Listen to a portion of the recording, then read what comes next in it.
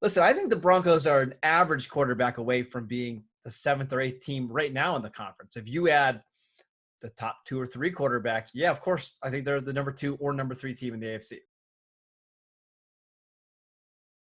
Let's do a little fill in the blank that's AFC focused, but also has some newsy tentacles to it. So you mentioned the group of skill position players that they have at Tennessee. Marcus, I ask you, blank is the number 1 receiver in Tennessee.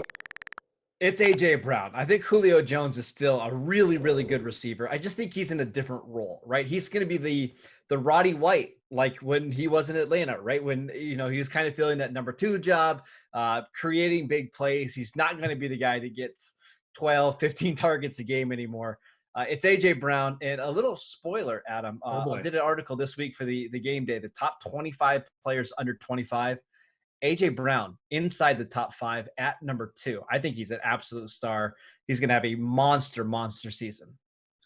To me, it's still Julio. Now, and we rarely disagree on these, actually. Come to think of it. I'm shocked. Record scratch. No, I still believe when healthy, that is a force of football nature that I don't think we've seen.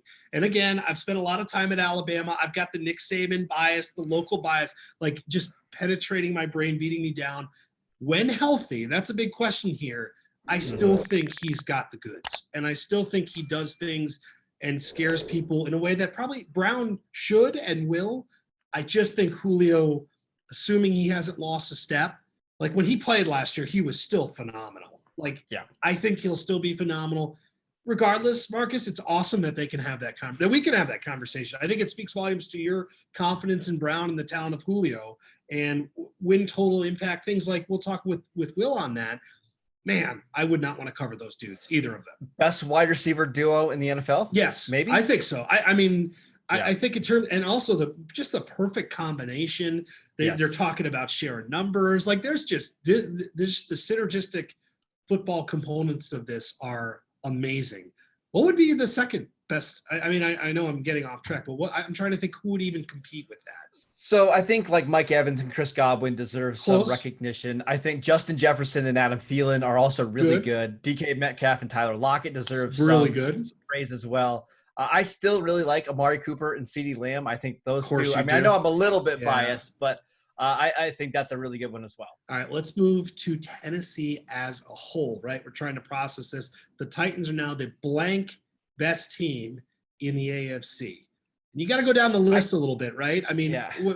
How far down do you have to go for that? I think they're like the 5th or 6th best team in the AFC, and that's not a slight to them at all. I just think the AFC is really, really good. I think before the Julio Jones trade, they were probably 7 or 8. I do think this has bumped them up a little bit more. It's made them more explosive on offense, but I still think there's a tier or maybe even 2 tiers ahead of them. I think you could make the case for them in that 4th to 8th spot. Yes. I want to talk to Will a little bit about the depth of the AFC. Again, it's not a knock. I just think there's a lot of teams once you get past the first 2 in Kansas City and Buffalo that can make a pretty compelling argument. So do you think they should be the favorites in the AFC South right now? Probably. Right.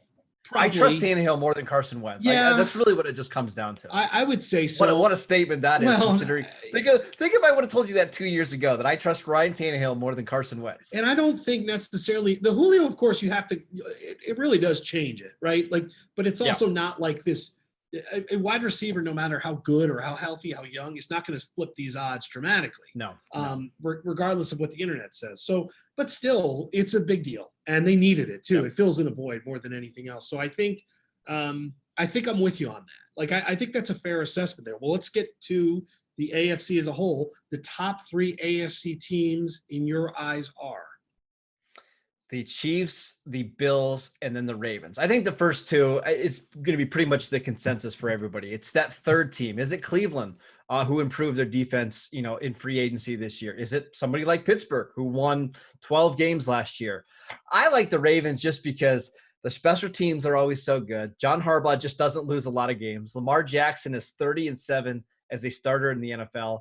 And they can run the ball. There's just not a lot of flaws in this team. I know they haven't really gotten over the hump yet with Lamar Jackson, but I still think they are a really, really solid team. I'd go Chiefs, Bills, Browns, but I want to ask you something a little bit more interesting. If Denver lands Aaron Rodgers, are they that third team?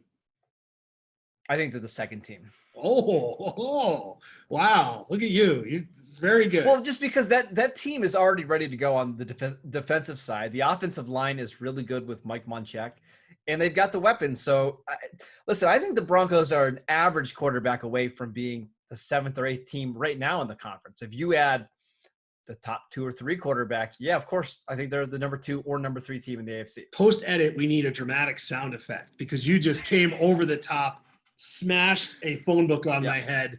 Dun dun dun! Like, I mean, that was we need Rodgers and Mahomes to play each other twice a year, at least twice a year. How much fun would that be? Well, and the odds are kind of Denver. They're just sort of middling. I mean, both Denver and Green Bay are kind of just like odds makers are protecting they don't know. themselves. They have no idea what to do with them. Nope, they're just throwing their hands up in the air. All right, let's move on from the AFC now and focus in on some of the things that are some of the happenings, if you will. Speaking of Denver and Aaron Rodgers, Davante Adams has been, let's say, not shy, yelling from a mountaintop that he wants Aaron Rodgers, right? That's his guy. Yeah. So Davante Adams yelling from a mountaintop will blank the Rodgers situation. Not help it, right? Because we know that Aaron Rodgers loves Davante Adams, and we know that he obviously wants him back. This is no new information. Rodgers doesn't want to be in Green Bay because of the front office and the ownership or the president or whoever you want to say it. It's at top there. He's already said it's not about it's about the people, right? And there's people that are there that just aren't going to leave. So I don't think Rodgers or Adams saying that he wants Rodgers back is going to change anything. I mean, he basically said, like, I'm out of here if this happens, right? Like, politely. Like, I think he's handled it. Yeah. He hasn't quite gone rogue yet. But I'm with you. Like, this is like a back end in terms of organization that, like, drafted Jordan Love. They clearly don't give a bleep about this. They don't care. Like, they have their vision, whether you agree with it or not. Right now, probably not. And so even a guy like Adams, like, if you're going to go a certain route here, you're committing to a much bigger future than Ian Davante Adams, which is frankly kind of scary for how good as he's been. Stay in the NFC. Saints. Sean Payton's QB battle will blank the 2021 Saints. I think it'll cripple the Saints because I do think Sean Payton loves Taysom Hill, and even if Jameis ends up being the starter, we're going to see a ton of Taysom Hill. I just don't think you can work like that in today's NFL. Like, you have to have a guy, you have to have the leader. I would credit Sean Payton so much more if he just came out and said right now, hey, Taysom Hill is our starter and we're sticking with him, through the entire season. I think that it would actually be better for the Saints, as weird as that sounds, but this 2 QB situation just doesn't work. I'm going to say stall. I have a hard time evaluating this organization, both like the current and the future in terms of just where they are, right? And so I still believe there could be some good years, but I think the debt, like the bill is due on what the Saints have been done. Sadly, they didn't cash in completely, right? Like they didn't, or at least they haven't in a long time. Not in a decade, right? Not in a decade. So it's almost larger than the QB situation, but there's stubbornness involved. There's ego involved. Like, there's a lot of things involved in here beyond just the people that they have. I just think, Marcus, I don't know what the expectation. We'll talk NFC next week, obviously, which is a really interesting team. I just think it's not going to go well. So if Sean Payton came out now and said that Jameis is our starter and they're basically just going to make Taysom, a tight end or a wide receiver, what would you project the win total for the Saints? Because I think that does change the equation a lot. I'd like that, by the way. I'd say, would that be a good thing? That feels like the best possible scenario of the scenarios, right? And then I also think you can get some good value on New Orleans to win that division, right? They won it last year with Drew Brees basically being a shell of himself and Taysom Hill starting a handful of games. So I would feel much better about that team.